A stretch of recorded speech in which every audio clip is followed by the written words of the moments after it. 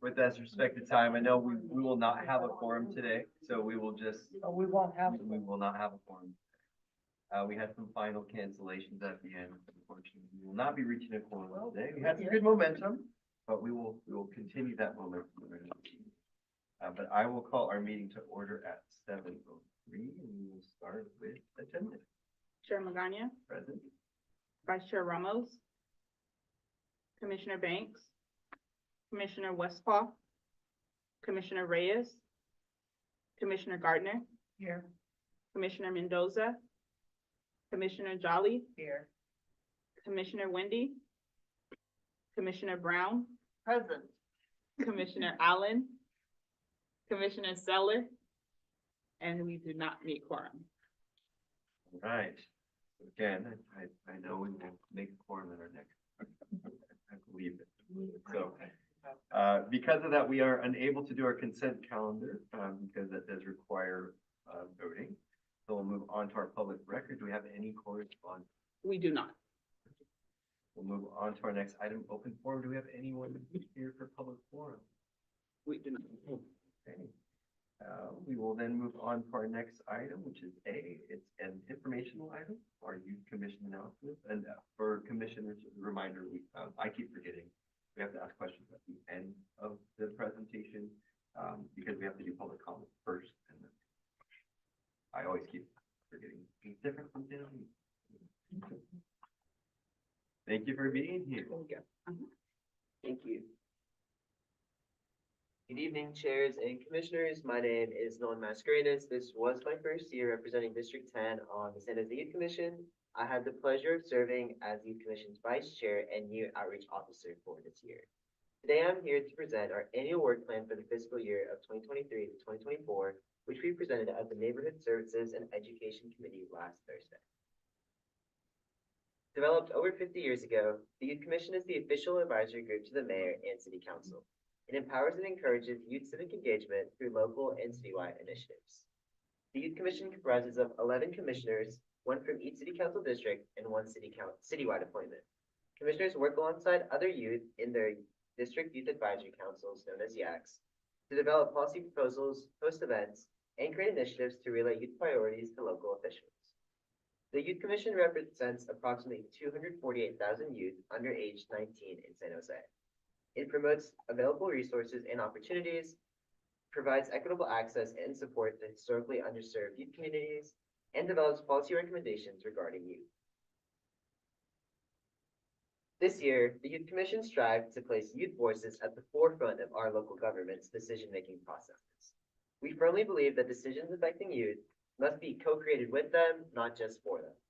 This is exemplified in our adoption of the Children and Youth Services Master Plan and in the enhancing of the Youth Commission and Youth Participation Memo at the beginning of the year, which informed our work plan for this year.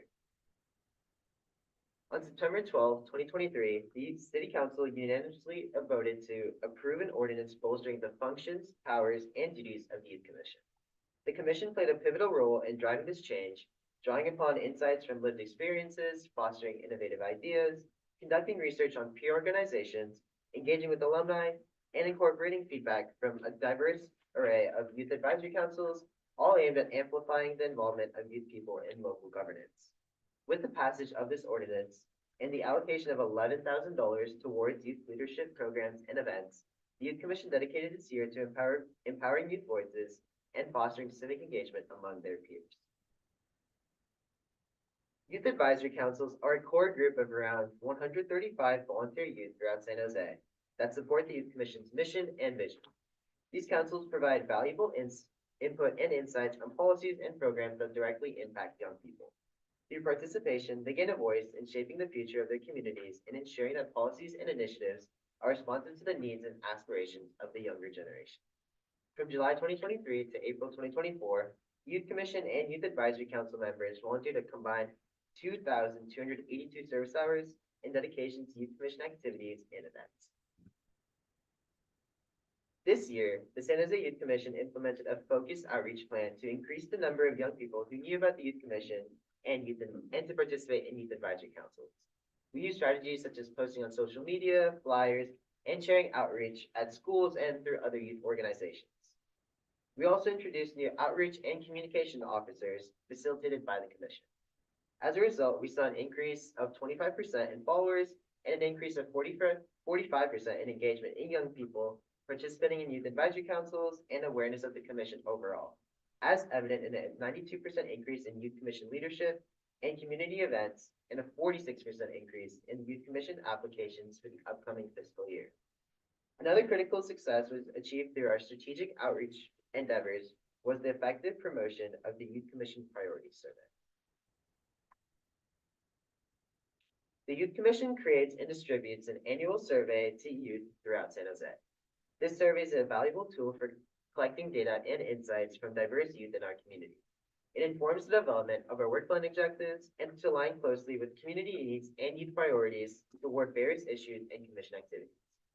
This year, the survey collected almost 900 responses and ideas related to our work plan and was a foundation for the annual Youth Commission Budget Summit. The pie chart right here shows the distribution of responses received when asked the city government reflecting priorities. We found it surprising that 50% of respondents said they didn't know how their local government addressed their needs. When elaborating on their understanding of city efforts and reasoning for their answer, we found that over 42% of survey respondents lacked awareness or engagement in city initiatives. These responses illustrate opportunities for outreach around city programs and awareness of available resources. The Youth Commission's work plan supports increasing youth engagement in the design and implementation of community programs and overall participation in local government. These ideas gathered in the survey supported the first objective of developing a recommendation for a youth participatory budget pilot. The commission designated an ad hoc committee led by District 4 Commissioner T. Luong, which focused on gathering youth input through events and surveys throughout the year to gather youth opinion on key city issues, resulting in priorities such as poverty, homelessness, violence, safety, and access to quality educational resources. They also engaged in project development at the Budget Summit in January, which accrued over 70 youth attendees and Councilmember Cohen.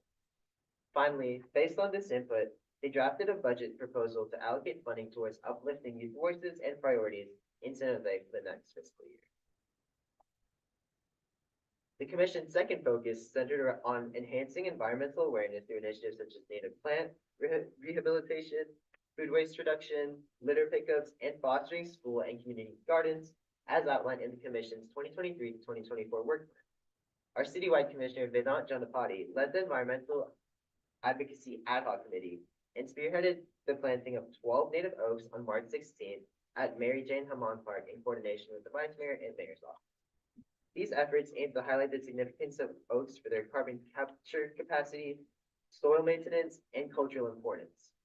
Google donated 8 coastal and live and valley oaks, and the Commission purchased 4 blue oaks. The Parks, Recreation, and Neighborhood Services Department and the Volunteer Management Unit provided essential support. Collaborations with environmental nonprofits like Grassroots Ecology, Keep Coyote Creek Clean, and the Silicon Valley Youth Climate Action Coalition amplified the event's impact.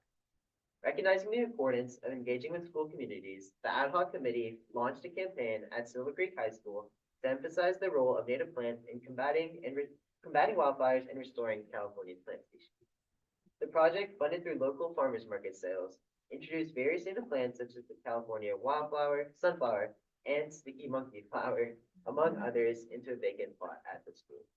In October 2023, the Youth Commission received updates from the Environmental Services Department regarding stormwater elimination efforts.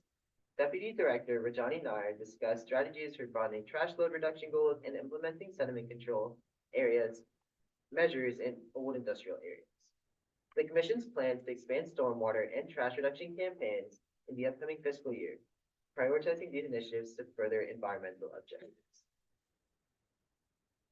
The Commission prioritized collaboration with local organizations and city departments to address youth awareness around issues such as sexual harassment, assault/domestic violence, and healthy relationships. This involved gathering youth input through events, researching preventative measures and support programs, and proposing practical solutions. The Gender-Based Violence Ad Hoc Committee, led by District 7 Commissioner Megan Luong, engaged with stakeholders, including student survivors and organizations like the YWCA, to understand existing initiatives and leverage resources effectively. Insights from discussions and personal experiences of commissioners highlighted the urgency of their work supported by data from the Youth Priorities Budget Survey and Budget Summit outcomes.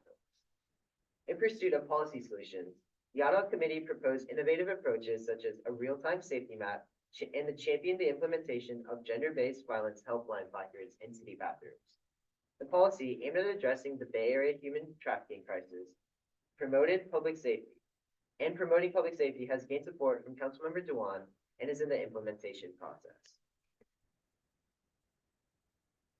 In addition to the work plan, the Youth Commission hosted numerous community events, wrote a letter to City Council concerning access for youth limitation from public comment to in-person, and participated in the first ever joint special meeting with the Library and Education Commission to issue a letter in support of the Children and Youth Services Master Plan, suggesting recommendations around communication, access to information, health and safety, and art, vibrancy, and place-based initiatives. Looking forward, the San Jose Youth Commission plans to elevate civic engagement as a primary objective in their work plan for the upcoming fiscal year, particularly with the backdrop of an election year. Recognizing the importance of empowering young people to actively participate in the democratic process, the Commission will incorporate civic engagement initiatives into its work plan. At the retreat planned for August 2024, the Youth Commission will convene to deliberate and define specific actions to support and enhance youth civic engagement efforts. By prioritizing this objective, the Commission seeks to cultivate a more informed and engaged youth population, ensuring their voices are embedded in design and decision-making processes, and that their contributions are valued in shaping the future of our community. This concludes the presentation. I'm available for questions. Thank you. Wonderful. Before we open up the floor, any questions or any public comment? Yes. No public comment. All right, we'll open up the floor for commissioners. Questions or comments? Commissioner Brown, please. Floor is open. So, wow. Really? I mean, amazing. I think the fact that you're getting a lot more applications is really exciting. Yeah. I love that nothing about us without us. I mean, I feel like we own in the disabilities field, to be honest, but I really love that you guys have rephrased it and are putting it out there because it certainly this group has found their voice. I'm curious, what is your priority? What would you like to see? So my priority for this year, I was part of the environmental based ad hoc committee. So I was helping with the outreach of that tree planting. And also in my YAC, we really wanted to focus on youth civic engagement. And so particularly we collaborated with local city neighborhood organizations. And so we helped host the council candidate debates and city supervisor debates. And so really my priority this year was the environment and also making sure that youth are involved and know about what the civic opportunities they are around them and just really engaging in like the processes that are surrounding them. Because I don't know how many youth know that the city supervisor elections are going, or the county supervisor elections are going on. So that was my main priority. Thank you. I really appreciate that. And I think we all enjoyed having the collaborative Yes. meeting together and getting a chance to see all of you there Yeah. as well. But I just think that what you are doing is powerful. I can't imagine how you fit it all in. I wasn't sure if that 16 hours is like weekly or, because given all that you do, that's what I calculate it to be. That cannot be annual.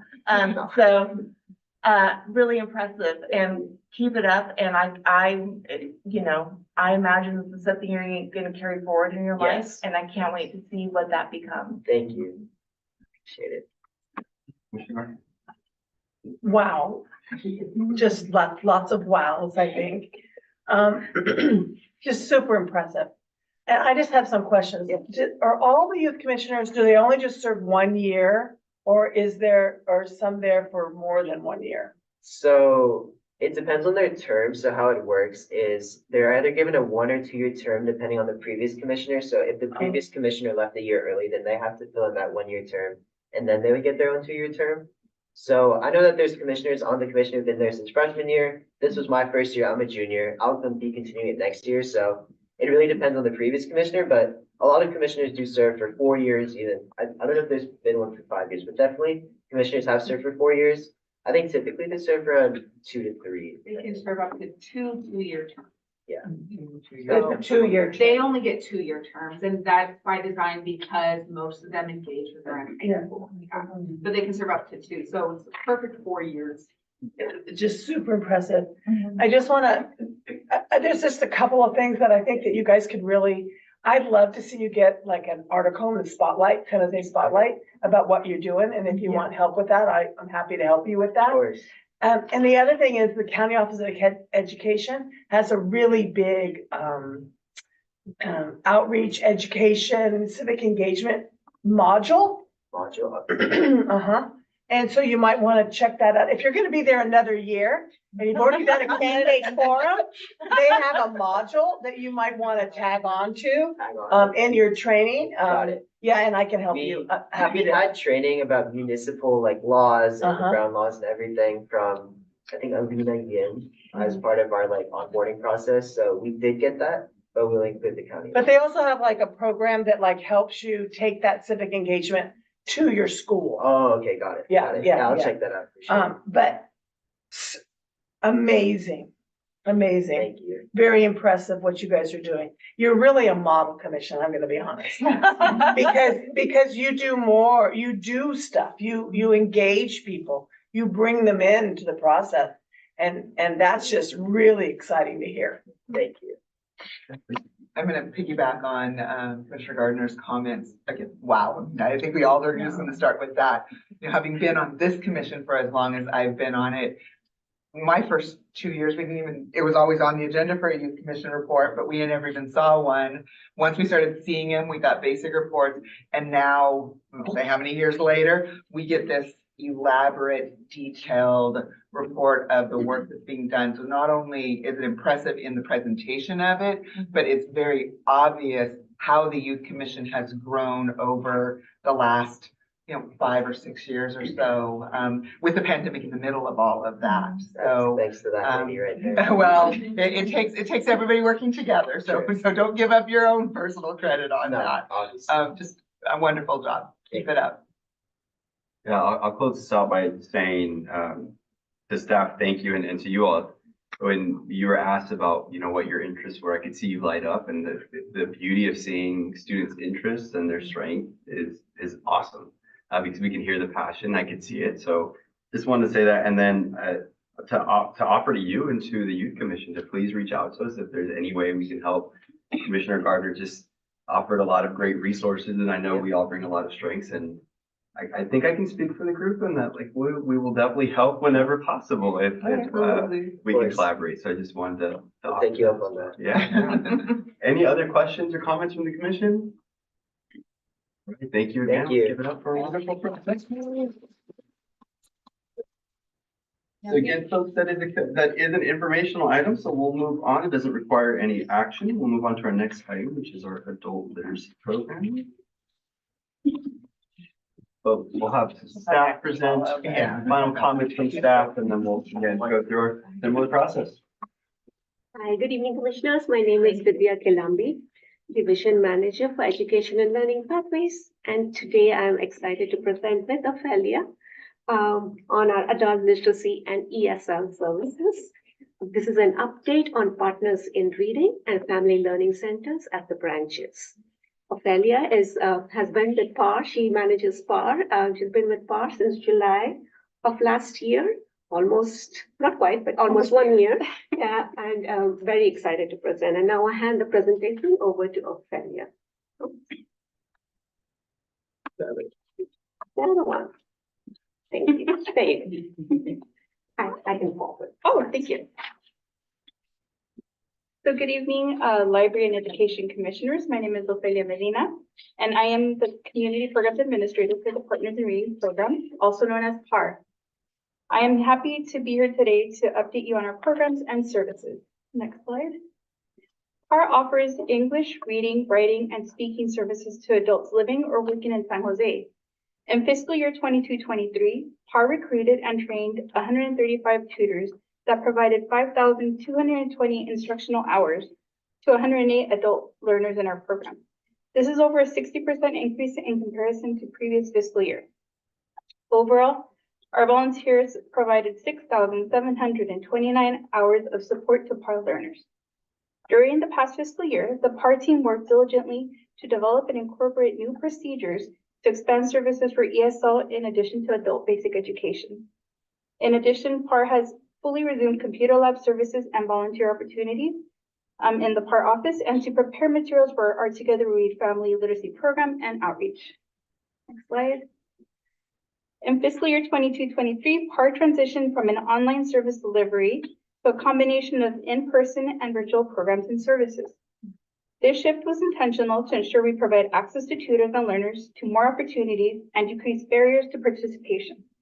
To support these efforts, PAR has continued to check out Chromebooks and hotspots to learners as needed.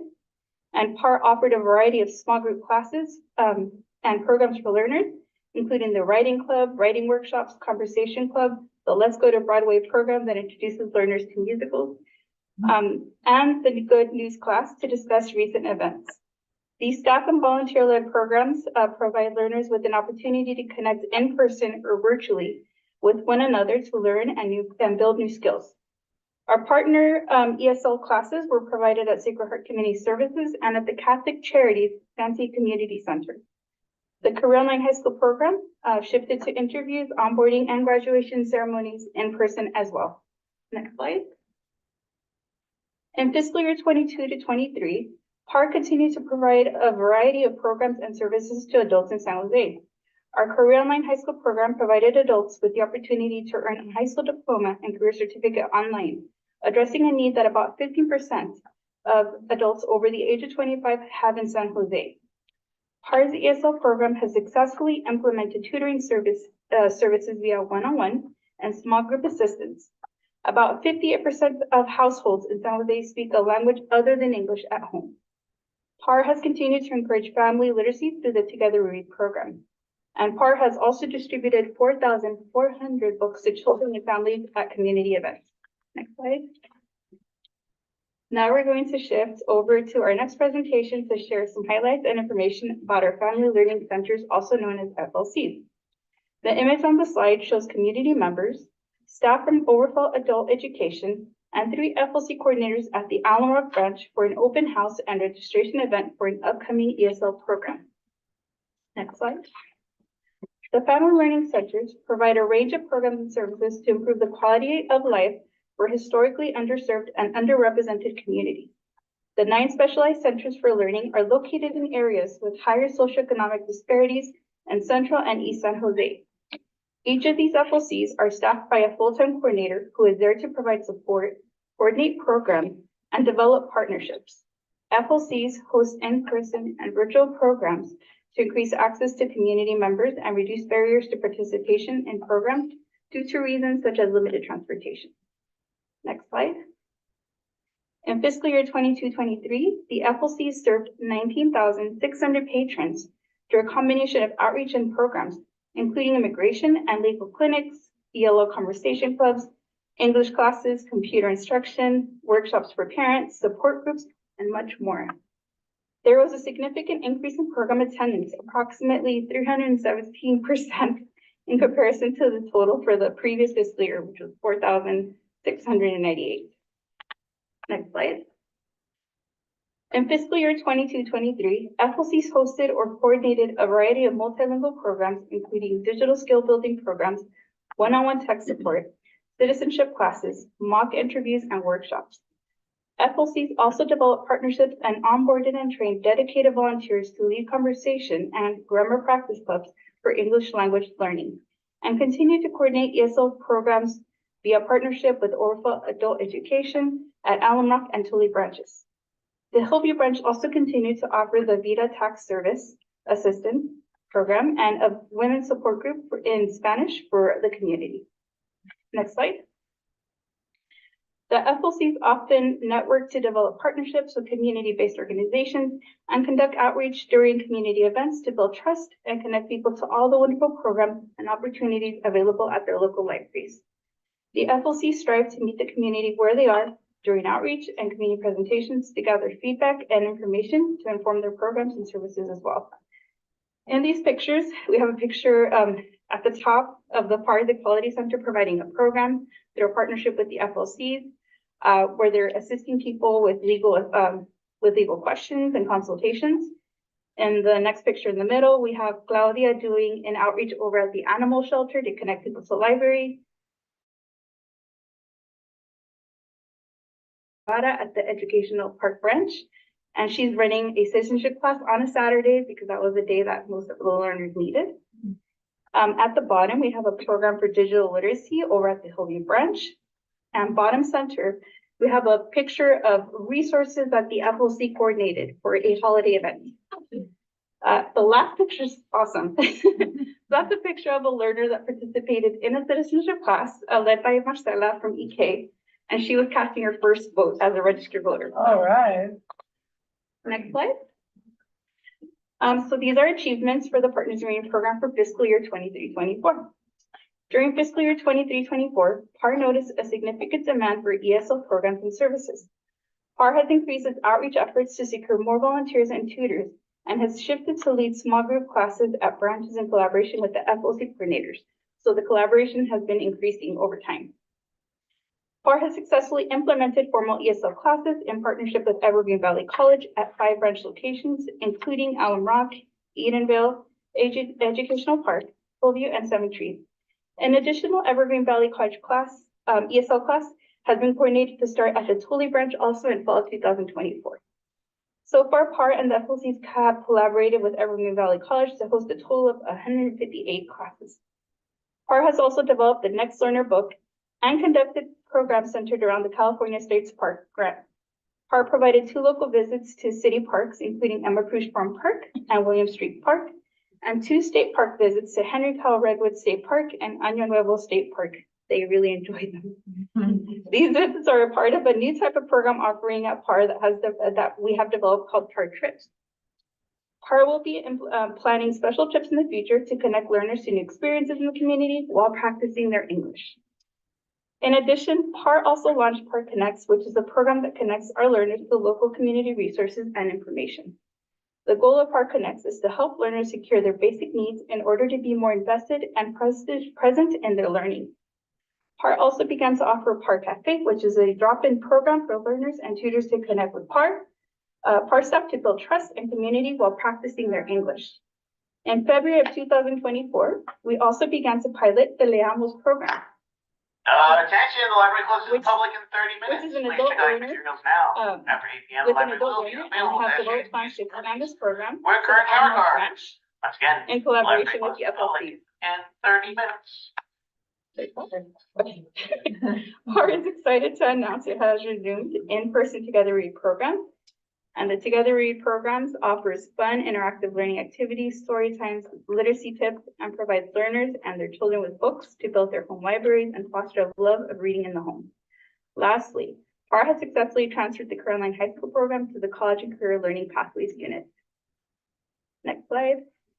So this slide has some data points that are a little bit different. The numbers are not going to match to what I'm presenting, but what I'm presenting is the latest. So achievements for the FLCs in fiscal year 23-24 include the implementation of 95 digital skill building pathways programs that hosted a total of 438 participants.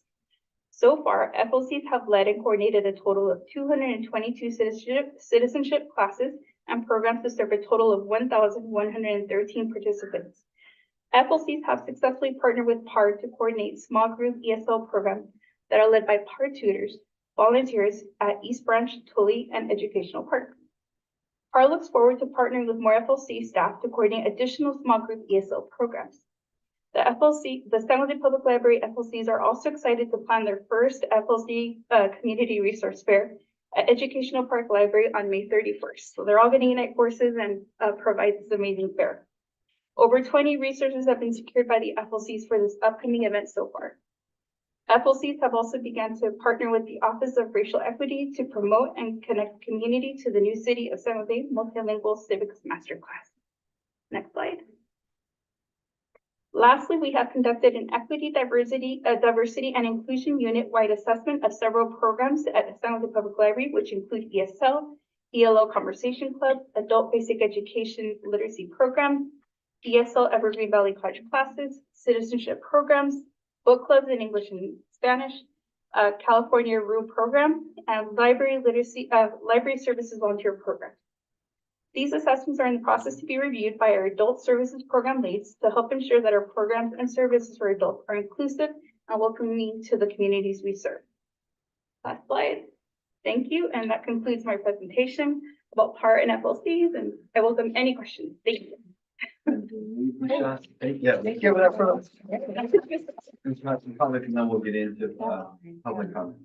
So I want to say, first of all, what a pleasure it's been able to work with Ophelia the last year, because Ophelia has been with San Jose Public Library for a number of years, and she brings with her unique perspective and her experience as an FLC coordinator. So the work that she has been doing with the PAR team to expand out into the branches has really been significant, and you see that in the differences this year, and that will continue. So one of the things that we're hoping to hear from you is ways that we can further strengthen and also expand our reach in adult literacy with ESL or adult-based education out into the community in ways that Ophelia's already laid the groundwork for. So that's what we would really love to hear for the presentation. As you know, too, we are in the middle of a budget discussion. And so for tonight, we're not going to address any budget questions or budget issues relating to any potential reductions with the scenario, because we still have conversations, they're still ongoing. But really, most importantly, staff are affected by any potential reductions, and those are confidential. We really, really respect what that dialogue that we're having with that. Once we figure out what's happening with the budget, we will come back with a plan. You'll be able to present that to you so you understand what we're thinking of. A couple things to keep in mind. We get funding from the state library for our adult basic education and ESL programs. And we will do everything and anything. We always tend to make sure that that funding stays possible because of the work that we do in that area. So that's one big thing. And then a second thing is that we know that we have a huge need here in the city of San Jose for the work that we do. And that's really important, and we're committed to that, that's the piece that we'd love to hear your feedback as educators and people who are committed to the community about where else can we reach people who are coming to us, with these specific needs. Before we get into questions or comments from the commission, any public comments? None online? received. All right, the floor is open for commissioners' questions and comments. Floor is open. Well, I was gonna ask, but it was already in the plan to reduce hotspots, and I'm wondering if that's going to impact how we're able to serve this community. I saw that you're actively using hotspots to serve the community, but I love that there's the option, virtual and in person. I think that's very exciting. I think that component of virtual needs to be maintained. I just want to understand if it's something that is going to remain viable. I think for the time being, as long as we have them, we will continue to check them out and ensure they're in the hands of our learners. But as things progress, that could change, but we're gonna find opportunities for them to get connected to Wi-Fi in their neighborhoods, get connected to Wi-Fi in their libraries and other places where Wi-Fi is free. And then since we were asked, but how can we get more into the community? I would love a you can read campaign to get out there. I think of, people that can't read are really great at doing the good fake, and passing by and unnoticed, right? There was that movie years ago about the gentleman that couldn't read and got promoted in his job, and then, an accident happened because he couldn't read his sign. So, I think it's important effort what you put out there, and I love that you're working with ESL and supporting this community. Thank you. The citizenship, the first vote. I mean, how can you, that's a great celebration. I'm glad you brought it here to share with us. But I appreciate what you do, and thank you. Thank you. It's great. I thought your presentation was great. I have one question and one comment. And you might have said it, but I got lost in all the other wonderful things you reported on. What is the age group of these adult learners? What's the age group? Are they are they working so they can get a job, or what's that age group that you're talking about here? So we we serve anybody that's 19 years of age or older. So it ranges, and we have senior citizens in our program as well. I don't have the exact age range, but it's 19 and up. Okay, so one partnership you might want to look at is the technical education programs. like Metro Ed, Bay Area Academy, because that's the next step, right? After you learn English, the next step is they want a job, right?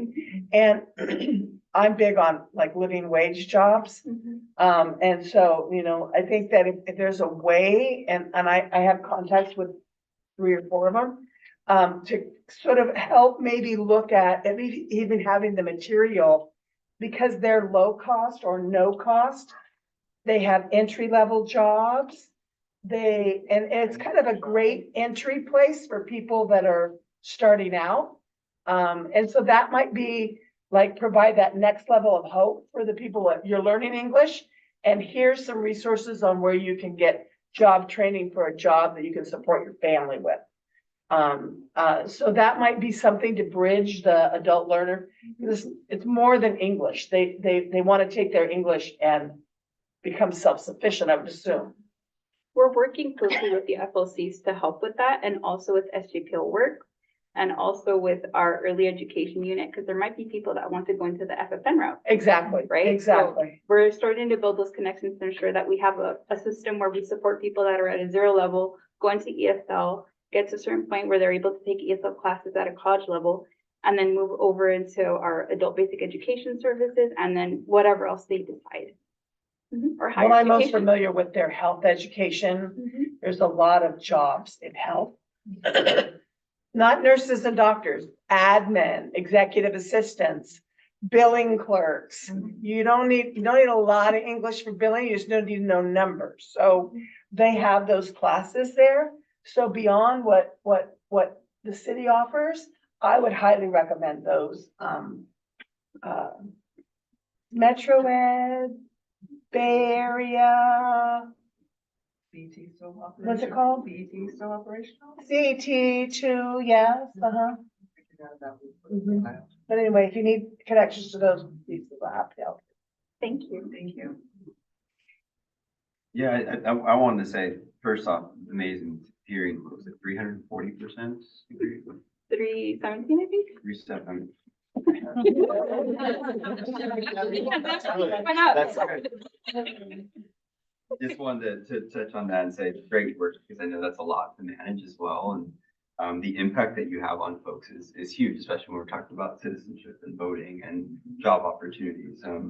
I have some wonderings about, do we work, and again, if you mentioned this, apologies, do we work with the Mexican consulate's office at all?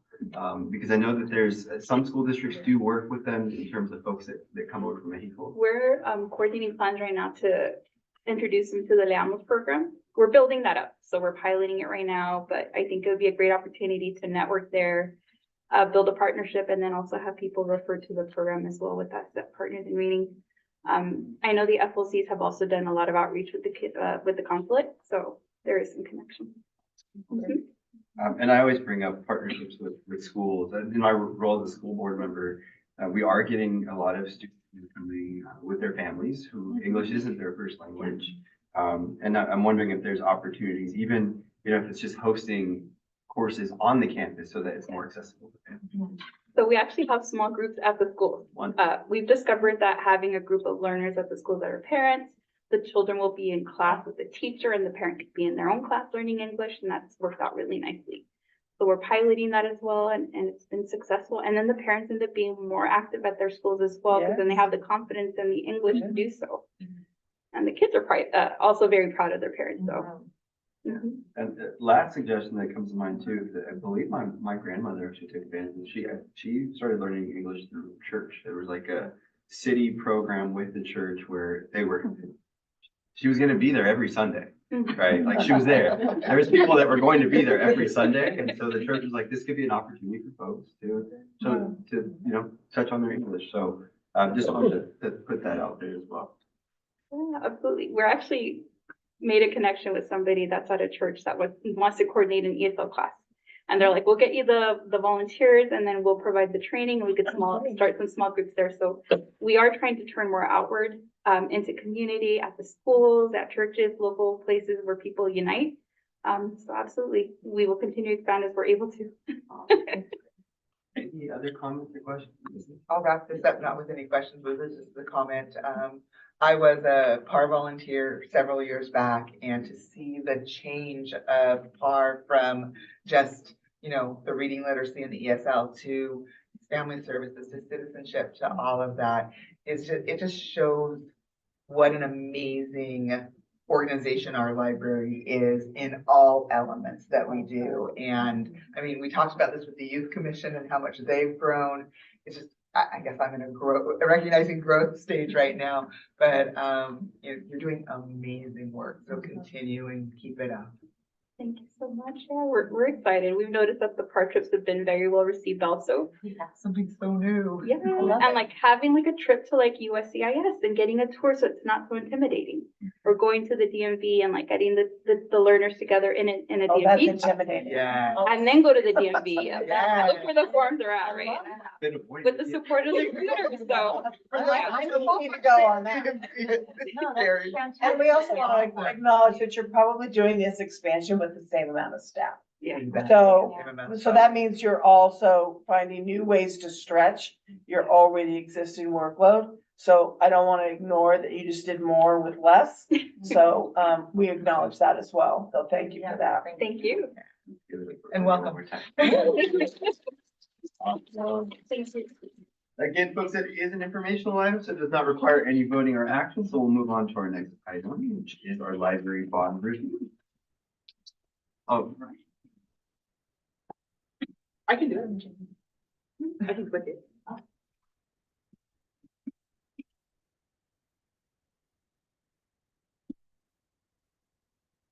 Click it? Yeah. Good evening, our small group today. I am here filling in for yet another one of my staff members. She's not gone from the system, but she's returning from maternity leave next week. But I'm here to provide the bond update on our bond program. And go ahead and proceed. Okay, so you may recall this infographic. We presented this before, and this is just a summary of our bond history and our various projects over the past 20 years. As you may recall, we issued our remaining bond in year 2019. However, we had to pause all that work because of the pandemic. And at the time, we just continued to reprioritize our capital improvement and critical maintenance projects. As the pandemic impacted our availability to supplies and ability to do construction work and whatnot. Coincidentally, in late 2021, the SJPL submitted for the California State Library Building Forward Infrastructure Grant opportunity. And that was for critical safety and infrastructure projects. And we were able to receive awards for that grant project, which actually helped supplement our overall capital budget. So it was actually a positive timing thing. We are resuming those and to our current bond spending plan. We're about in here between fiscal year 24 and 25. So the remaining $5.9 million of bond funds will be used to cover grant match obligations for the infrastructure grant, as well as supplementing other critical repairs for our system over the next couple of years. We do have a requirement to expend the bond funds by 2026, so we're working to try to get those moving. And you'll notice that in 24-25, in addition to implementing round one of the state grant, includes reprioritizing our CIP to address those supply equipment labor shortages that most of the industry is actually facing as they recover out of the pandemic.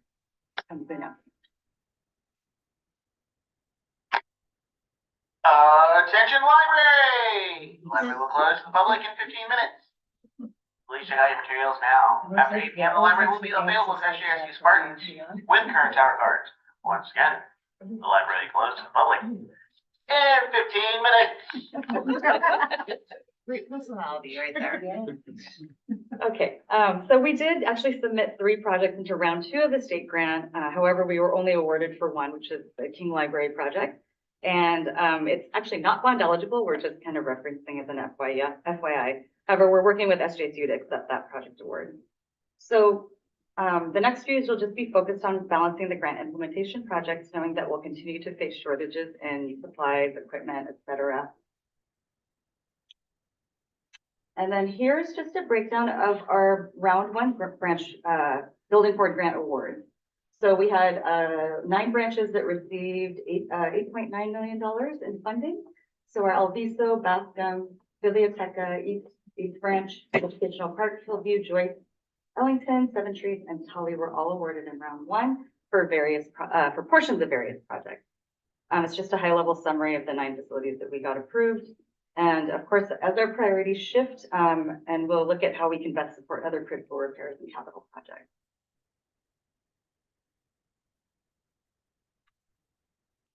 And as noted in previous slides, we're balancing between implementing the grant-approved projects with projects that are critical for our system. The slide is a summary of projects that we anticipate moving forward in the next fiscal year, with the funding sources noted on the right. And then the highlighted projects indicate ones that we have actually started this fiscal year and plan on continuing. As a general note, we're highly focused on critical replacements and repairs, life safety, and this will be our default process over the next 3 to 4 years in prioritizing our capital budget. So we did complete community room lighting at Tully, and then some other general lighting panels. Those did have a portion covered by bond funds as well as some support by the grant. Bascom, we are working on a cafe roof replacement. DLA, as you know, there's more to come on this, but the renovation design community engagement process. Evergreen had a carpet replacement project, just a big popular request in a lot of our branches. And then at Seven Trees, we had an HVAC upgrade.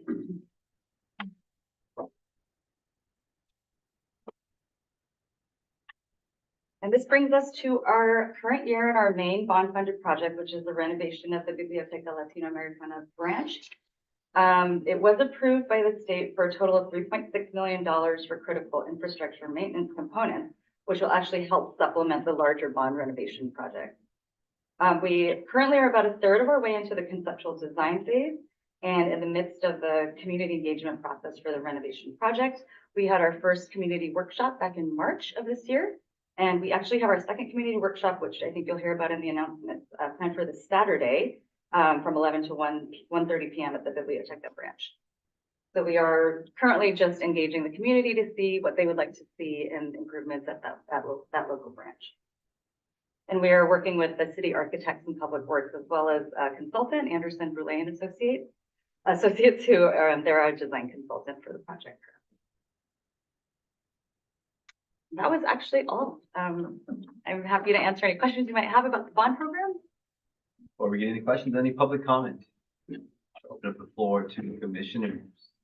Questions, comments, Commissioner Brown? I've noticed in the project's plan, there's a few sites that are still seeking to have CCTV put in. Is there something there right now to help with security or? I'm sorry, could you, there actually is I think we actually have surveillance now at all branches. So these are improvements to the current cameras or additions of additional cameras. Okay. Yeah. Thank you. Yeah. Other questions or comments?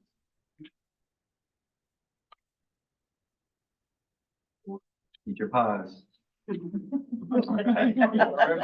no other questions or comments. Thank you so much, Jenny. We will keep it going. Again, folks, that's an informational item, does not require action on behalf of the commission. So we'll move on to our next item, which is the submissions of topics for fiscal year 2025 for plan. We will have an opportunity to look this over on a high level, and then we'll have a discussion around what we are thinking. All right, everybody. So here you'll see our proposed work plan for the 24-25 LEC year. So of course, we'll be starting off in August. We have our youth commission update and a public services overview. September budget overview. We'll be identifying an ad hoc committee for the review of the bond and audit. Update on the capital program. We'll have a spotlight on the Biblioteca Latinoamerica. That one's going to be a little bit different. Instead of them giving, they come up and they present and give you information about the branch. This one, we plan on actually doing a tour and kind of getting information of the project that will be taking place at BLA that Jenny just mentioned. So that's going to be a little bit different for us. I don't think we've ever done like an official tour of a branch. So that'll take place in September, October. well, whenever we're here at MLK, we will be getting an update from the Youth Commission. Oh, great. So we'll also in October be getting a security update, and then we will be getting a report on the education and digital literacy. November, we will be at West Valley branch. And then November is our special meeting. It's our 3-in-1 meeting. So that's when we have our parcel tax oversight. And then we also get our library bond oversight review. And then, our AO typically picks picks commissioners to be a part of the subcommittee for the budget activities. And then we'll get an update from the West Valley branch. We do not have a meeting in December. January, the library budget review. We have a new report coming to you guys. It's going to be a customer service enhancements and innovations report. That's new, and that'll be coming to you guys. And then you guys will all get an update on the college and career pathways project. February will be at Educational Park, adopt annual commission budget position message to the council. So basically our message to city council on the city budget. You'll be getting a report on the equity and inclusion services report, volunteer services updates, and then a report on Educational Park. March, library collections, and then another new topic. It's not an action item. It's just going to be a presentation on the Friends of the Library. So I think that was requested. So we put that in there for you guys in March. April, we'll get our update from the foundation, a budget update, summer programming learning, digital empowerment and public technology status report, and then a report on Evergreen. May, we'll be choosing our topics for the following year, adult literacy programming, and then another library bond review. And then our June meeting will be actually accepting our work plan and then choosing our chair and co-chair, vice chair, if you guys wanna do that. And then we're hoping to get Laura Buzo to come back in and give an update on the Children and Youth Master Plan, a demonstration site update. And then a spotlight on Cambrian Library branch. And the library will close to the public in 5 minutes. Please check out your materials now. After 8 p.m., the library will be available to SJSU Spartans with current tower cards. Once again, the library closes to the public in 5 minutes. So this is just a review. So if you guys have any questions, concerns, want to see something, or you requested to see something that you don't see on there, this is your time to voice it and we can discuss it. Well, I would love to see the meeting where we're discussing the Children and Youth Master Plan. If there's a way to do it collaboratively with the Youth Commission, that would be fantastic, because I think that brings a different perspective into the room to share with us, and it's helpful to have. Okay. I'm so excited to see Friends up there. The Youth Commission did talked about the fact that they have a lot of people applying. I just feel like we have empty seats. I know there's a lot it's a complex issue getting our commission seats filled, but we have some empty spots. And so I would like at some point, I think we should have a discussion about, Sooner than later. very soon, actually, would be great, about what we can do to get those seats filled with some amazing San Jose. Thank you. Of course. Take note of that. Floor is open. I'm just looking at, kind of the March and April list, and I realize some of those April things we can't move forward. Just wondering if there's anything in the April list that could potentially be moved to March. Just like, we've got a lot in that April presentation, and, we're pretty good about getting out of here on time, but I have been in meetings before where it has definitely ran a little bit longer. My eyes are horrible, so I can't tell you if there's something on there right off the bat that I'd be thinking of, but I know you talked about summer program. We can't necessarily move that up, but just something for food for thought, nothing that needs to be decided or discussed tonight.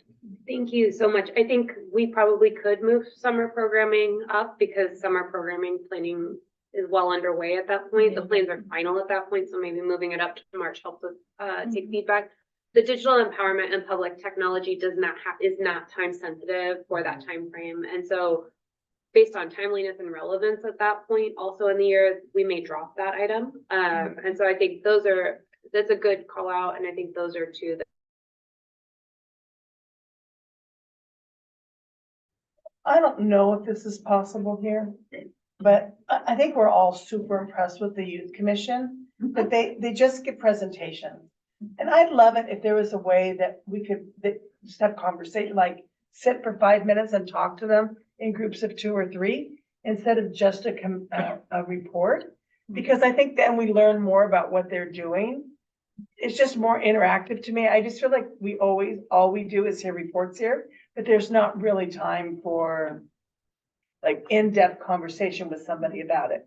And I think that they could also learn from us as well. That might help. It's just an idea. It might not work for you, but they come here often. And so there might be a way to share that report more in a conversation place, maybe, I don't know. There might be an opportunity to do a retreat, special retreat, something like that, that could fill that. We could look at that. Yeah, not necessarily wanting to add more, just noticing that, that sometimes learning happens by conversation as well. So it's just something for you all, to think about. While we were putting this together, we were thinking about making the special meeting that we had in, what was that, March? I think it was March. It's the middle of May already. I don't know how we got here. An annual event. And so would like your feedback on that. We can't vote on it tonight, but would like your feedback on that. If you tell us to take that back, we'll take that back to the youth commission. But this commission has also previously done retreats that are more interactive. The youth commission also does a retreat. And so if you're interested in having a joint retreat with the youth commission, which, you know, maybe that takes the place of the special meeting instead of doing both of those things, you know, I think we would like that feedback so that we can take that back to them.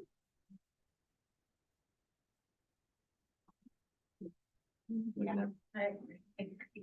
Like we're getting some nods. Okay. Would you like a special meeting or would you like a joint retreat? If you had to pick one. Well, I think, one of them, and I think that depending on what the goal of what we're trying to accomplish is, I mean, if we're going to go with what Commissioner Gardner is talking about, of just having it be kind of an information, then the retreat really lends itself well to that. When we do a joint meeting, you know, harkening back to the March one, there's usually a topic, and, you know, for that one, they were presenting the, you know, the youth, Children Youth Master Plan, and it really was more formal. So I personally am on the Commissioner Gardner's side of getting that informality. And I think that the best way to do that informality is through. Attention, the library is now closed to the public. Extended study hours are now in effect. SJC Spartans with current tower cards may remain in the building. All others must exit now. Once again, the library is closed to the public. Extended study hours are now in effect. I'm wondering, because I know it was a challenge of doing the retreat was like scheduling for everyone. I'm wondering is it possible to replace one of the updates and have it be a less formal? I mean, we have to have some agendized thing, right? Because it's part of what we, but have the ability to have a less formal or discussion conversation or. Yeah, the municipal code requires us to have meetings every month that are agendized, Brown Act agendized, but a retreat is Brown Act agendized, so we could certainly drop one of these or replace it on a different day with a retreat, especially one that maybe has fewer items. Also, so the August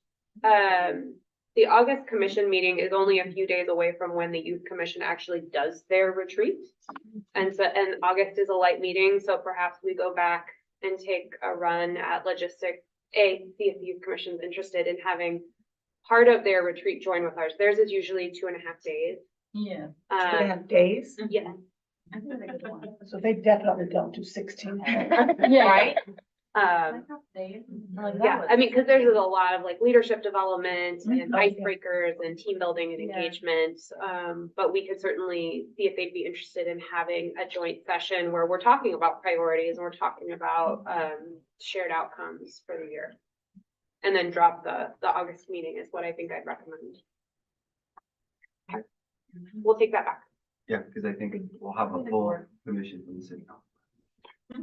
Yeah, I think we Be like the put it perfect there. momentum Yeah. to start it. I would, Not out yeah, there. let's put it out there. You know, on this retreat topic and this full commission, I'm gonna blend these two together. It would be amazing, and I've been on this commission, since I've been on the commission, there has been one retreat, and we tried to do another one, and we just could not find a date. You probably remember that. Yeah.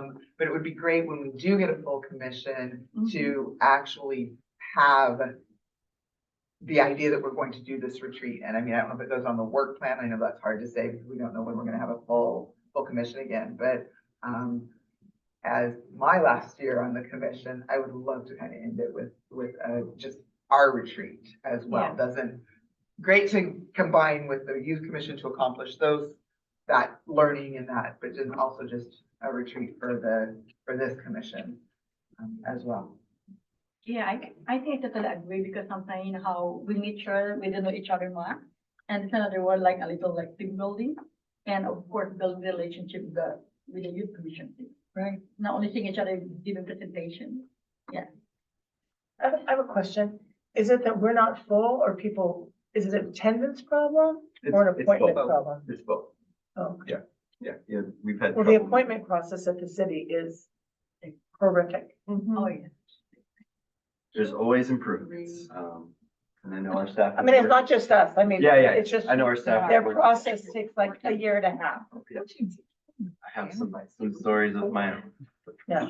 So it's both. Yes. How many openings do we have? How many openings? 3 according to the list on top of our agenda tonight. 3? Yes, 1, Out of 9, 14 and 1 of seats, the we're education. only seats. So about, And we can't get quorum. That's bad. Yeah. And I am not making judgments because Oh. I was part of the reason you guys didn't make quorum at the beginning of the calendar year. So I respect we all have our issues. so, yeah, so all to say, we do have some work to do with our attendance. We have some open seats. But it sounds like for this, we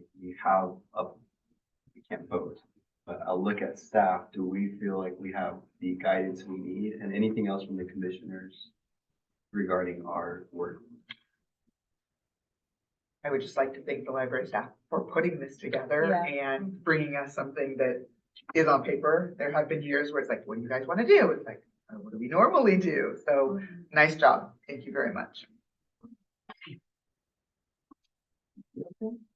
Okay. Thanks, y'all again. This is an informational item. We will keep it moving. We'll move on to our next item, item 6, our council liaison announcements. Thank you for joining us again. It's a pleasure to be here once again. I'm gonna give a little rundown of what Councilmember Torres has been doing over the last month. It's been a busy month. This past month, or since our last meeting, our policy director and council member have been working for budget documents and cost estimates as all the council members, I presume, are doing as well. Some areas that we put budget cost estimates for were the expansion of our community center improvements for the Portuguese Center, Washington United Center, and also the expansion of the Maker Spaceship RV program that the library has to include another RV.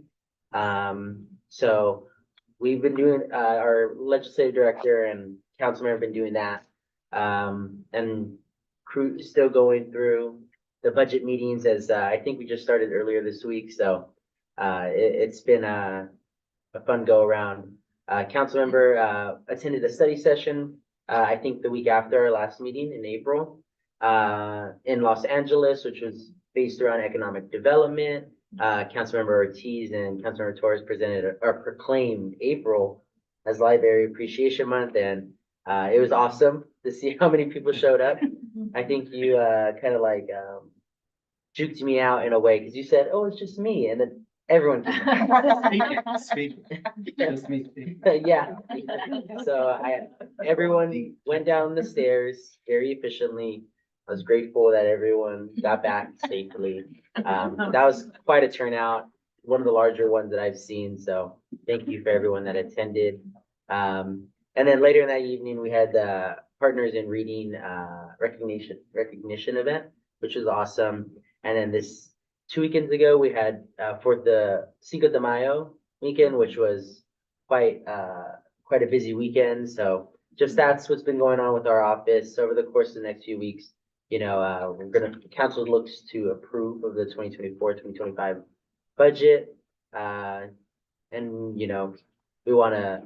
the council member wants to continue fighting for a library however best he can, and really appreciates seeing many constituents come to our inbox and call our office about keeping programs like Makerspace and various libraries. There's quite a few people that have been reaching out to our office and tagging all of the council to continue funding library services and not take away from the programs in this upcoming budget cycle. So yeah, and then we also have Biblioteca event this Saturday. So we're looking forward to that one as well. So awesome. I know it was a little long-winded, so thank you guys. Thank you. Any questions or comments for our council leader? Awesome. Thank you again. We'll move on to my announcements. Y'all, we roll deep when it comes to proclamations.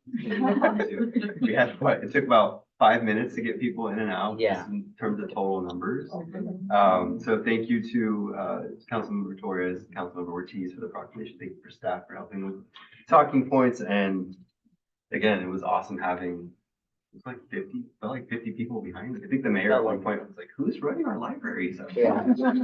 We had staff, don't worry. But thank you again. It was awesome to have our library and our staff receive the recognition that they deserve.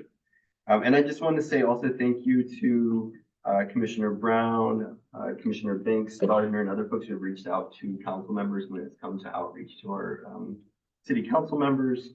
I know there's a lot going on, but I appreciate y'all taking the time to inform our city council members of what is happening. I know I've been working hard reaching out to folks too to talk about budget amendments and all the fun stuff, but let's keep that momentum going, just because our voices do matter. And I think the proclamation was a good example of we can roll deep and have a lot of great representation. And yeah, just hope that we can continue this momentum. If there's any questions, that's what we need. Any questions? I have one question. We were shown that heat map at the last meeting and told that we would get a version of it that I haven't seen it yet. Does anyone else? I have not yet. We sent it to all your commission emails yeah. Have you checked? I kept checking it. Yeah, because send it to other email accounts might help. No, but it's fine. What day did you send it, maybe? On a Friday. Oh, sorry. It was on a Friday. Just last Friday. I think it came out it was soon the after third. the last commission. On the meeting. 3rd. I think we sent it on the 3rd in preparation for the budget study sessions that were about to start. Okay. Okay, thank you.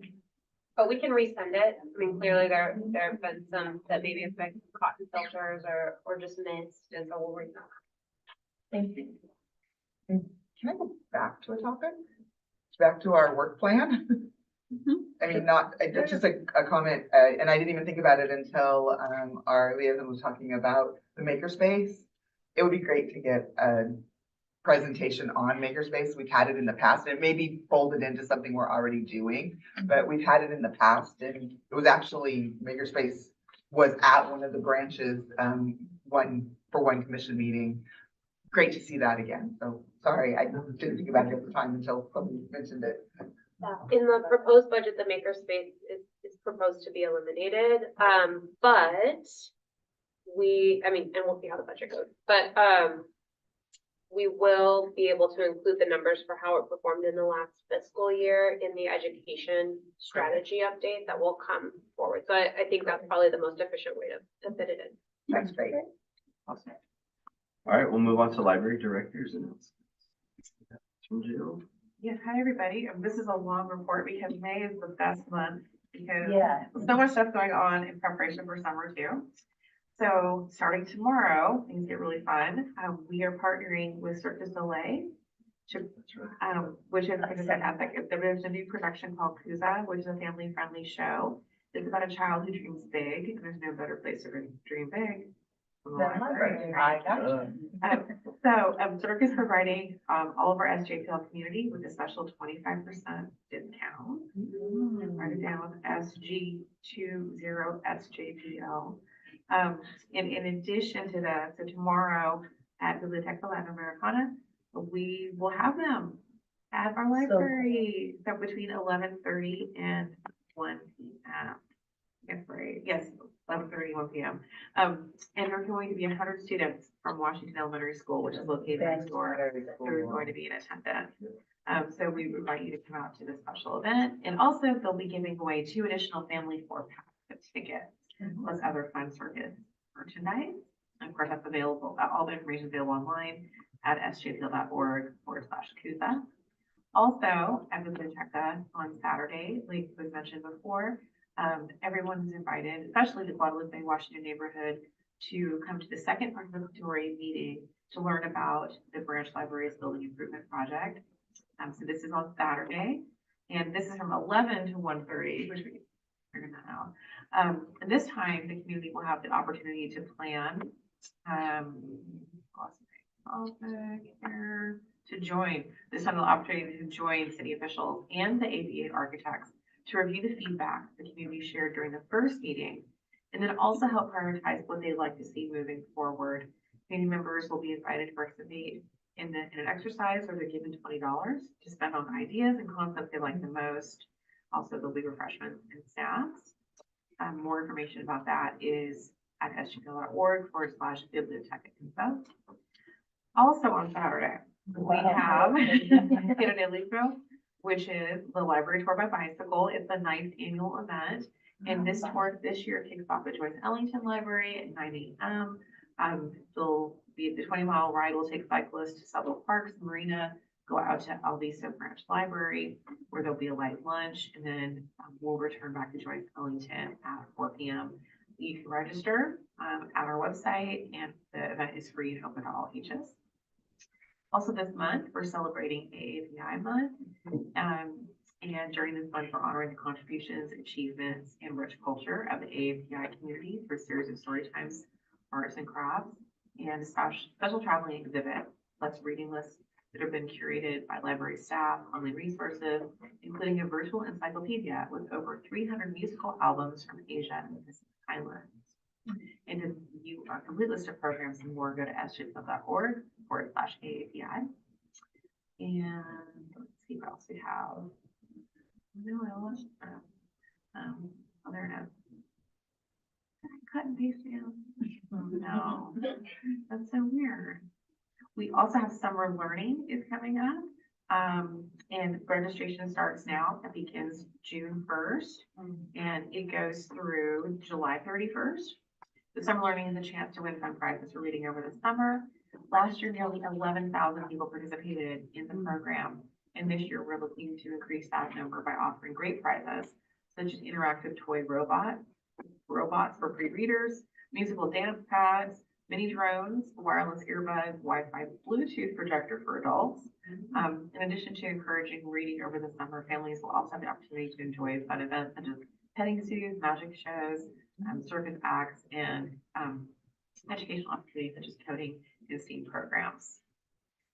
And then also, along with summer learning program, we'll be kicking off the 16th annual graphic novel making contest, which invites people of all ages to create their own graphic novel for a chance to win up to $100 in gift cards and an art supply kit valued at $150. Graphic novel enthusiasts will have the opportunity to attend programs of the summer, such as Graphic Novel Book Club, and programs will be able to receive advice from contest experts. And lastly, library will host a cosplay on display program from May 23rd through August 10th. And we're inviting people to dress up in character and take a picture holding their San Jose Public Library card for a chance to be recognized by the library and receive a prize. All of the graphic novel contest winners and cosplay on display participants will be invited to attend a special award ceremony in September where winners will be recognized and presented with their prizes. For complete details on all library summer programs, please visit sjpl.org/. That concludes. All right, any questions? Busy time? Yeah. Questions or comments? All right. We'll go on to our next item, announcements and meetings attended by commissioners as commissioners. I had a meeting with, I think, remember we were at Rose Garden last time and we talked about making connection with the Burbank School District. So we had a really great meeting with the trustee from that school district, and it was like 4 library staff there. And it was a great meeting, and I really felt like that was a really good use of a commissioner's help to do something. And so there's a lot of opportunities that there were identified, like at Luther Burbank, they have a room that used to be a library and they cleaned it out, but now they need to put it back. And they even need like help, like how do you design it? What do we need to put out? How can we make it more inviting? So there was like ways in which they could maybe do field trips with the school to come to the library, increase library cards, their own school library enhancement. So, and I really appreciate the staff from Rose Garden who were there and really looking at, like, can you give me the contact person? Because we really want to help. And so I thought that was a really good meeting. And I look forward to seeing some more support from that library to connect with Luther Burbank. So that was good. And then I did do my meeting with Councilmember Davis, and everybody says it's, the budget process is going to happen and we'll have to see how it flows, but that's kind of where we're at. There was no stand up for a big budget document add back. So, but she'd sign on to one if somebody else wanted to do it.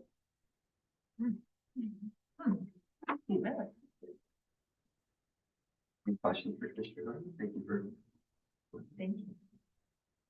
Commissioner Jolly, I know we mentioned earlier. Yeah. Can I? we'll just go Okay. now, yeah. So this isn't necessarily library related, but my organization, the Creekside School, which serves individuals with severe autism, is doing a free educational event on June 6th, Sip and Savor. So there'll be a speaker. Our speaker is Dr. Harden, who is a professor and practitioner at Stanford University. I have flyers if you're interested in attending. Just because you're interested, or if you want to attend as commissioners, we would love to have you there. It is an absolutely free educational event just to educate the community about autism and just how we can function as a community inclusively. So thank you for giving me the time to do that. We need one-on-one. I have plenty. How many would you like? Okay. Any other announcements or meetings attended by commission? I had an interesting meeting with a middle school teacher, who talked about how literacy is an issue in middle school, that everyone is more attuned to their devices than actually opening a book. And she wants to create a culture that will continue reading after school. So we're looking at many aspects of that. I was going to talk to the library about having a table at back to school night, and having, we're working with the teachers to, if I gave you cards filled with books, would you cart out a free library every day? And they're open to doing that. So, and then a whole campaign where we'll be talking to parents about the importance of that bedtime routine, including that reading before lights out, where it's a book and not a device. So I'm encouraged by what she's wanting to create on this campus. I'm hoping that once we get this going, maybe looking at it as a pilot to then spread out to other middle schools, because that's where they're really seeing that sudden cutoff of not enjoying reading outside of school, and the impact of that definitely has a ripple effect and the child's access to their education. Thank you. Any other announcements or meetings? I think Commissioner Ramos and I went to an event for the children, 2024. It's not more we're representing as a commissioner, but we're representing children and families and the childcare providers that we give an opportunity to speak up to the state representatives like Alex Lee or other people that we want to make sure that our quality childcare network provider being supported, and at the same time, people who are in the field of child development, that, because of the budget cut, they want to make sure they be supported too. Kind of like, of course, if everybody's supporting children, include our library, they'll be part of it. Thank you, Grant. Any other items, folks? All right, move on to San Jose Public Library Foundation Board. Sorry, Don. Well, the days isn't here. I will come through. Welcome, Don. Hi. Hi. So we haven't had a board meeting this month. Our next board meeting is on June. It's going to be our retreat where we're going to be planning what the strategic plan direction will be for the next 3 years for the Library Foundation from 2025 through 2027, which incidentally will be the foundation's 40th anniversary. So you mark that in your calendar now because there will be a big gala like we had for the 35th. So 2027. Otherwise, a lot of work, being done in concert with y'all on advocacy. It seems like that's going to continue for the next 3 weeks, 3-4 weeks. And so, if it's at all helpful, I can send out the newsletter that we sent to everybody who signed up to our newsletter, which essentially says, here are some talking points, but here's how you find out who your council member is and how to get in touch with them. And so if that would be useful to you as well, I'd be happy to send it, out to the commission, and we can do that. But yeah, work will continue on that, and we'll keep pushing, and we'll see what we can get together. Otherwise, I think I'm going to hold this till your next meeting. There is one more right? There's a June meeting? Mhm. Okay, great. But we are going to be doing a signature author event fundraiser in September. And so I'll bring a signature author event. Oh, great. So I'll be bringing sponsorship packets in case you all have any sponsorship leads, and then individual tickets will go on sale in August, July, sometime later. And so it would be really helpful. Like I'll bring, as I say, sponsorship packets. If you have any connections, that'd be great. We're going to hold it at the Rotunda. But one of the things that I'm very proud that we'll be doing is not only holding this as a fundraiser for the Library Foundation, but we'll hopefully be raising enough money that we can support the free public event that will happen also at the Rotunda for, 200 odd people who will be in there afterwards. So it will kind of be a joint private fundraising thing, and then a public, access to this author as well. So stay tuned for more on that next month. Otherwise, yeah, any questions you have about what the foundation is doing? Boy.